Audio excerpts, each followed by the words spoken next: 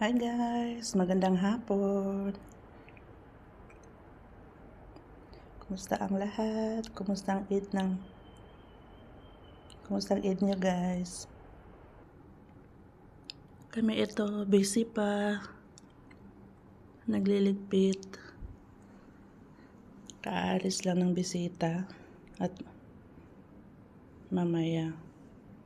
Baka meron pa mamayang bisita sila.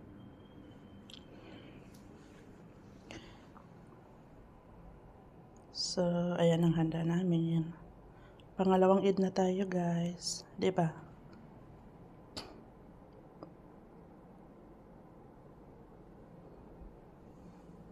So, ayan.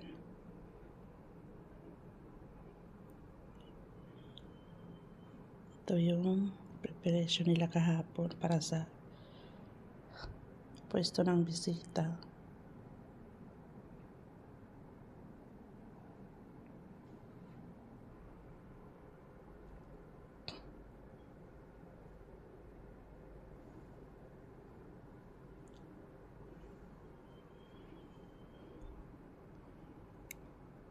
Kahapon talaga guys, as in grabe ang pagod namin kasi syempre ako nagluluto ng pagkain nila, pagkain ng lahat.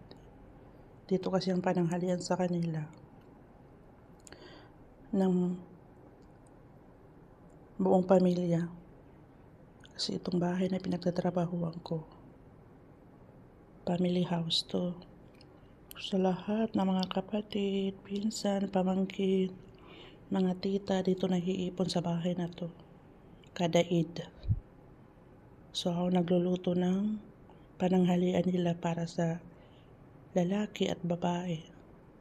Grabe ang pagod namin kahapon guys. Eto medyo nakapagpahinga konti.